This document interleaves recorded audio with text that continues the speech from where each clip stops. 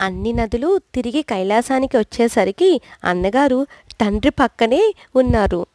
కుమారస్వామి తన అహంకారానికి చింతించి, తండ్రి, అన్నగారి మహిమ తెలియక ఏదో అన్నాను, నన్ను క్షమించి అన్నకు ఆధిపత్యం ఇవ్వండి అని కోరారు. భాద్రపద శుద్ధ చవితి రోజు గజానుడు విఘ్నేశ్వరుడైనారు.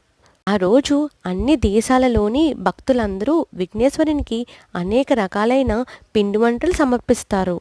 విఘ్నేశ్వరుడు తృప్తిపడి తిన్నంతా తిని తన వాహనానికి పెట్టి తీసుకెళ్ళగనంత తీసుకుని భుక్తయాసంతో చీకటి పడే వేళకు కైలాసానికి చేరుకుంటారు. భాద్రపద శుద్ధ చవితి తరువాత వినాయకుడికి నవరాత్రి పూజలు చేసిన తరువాత మట్టి వినాయకులను ఆడంబరంగా తీసుకుని వెళ్ళి దగ్గరలో ఉన్న నదిలో కానీ సముద్రంలో కానీ నిమజ్జనం చేస్తారు. I am Mrs Rajiv. Thank you so much.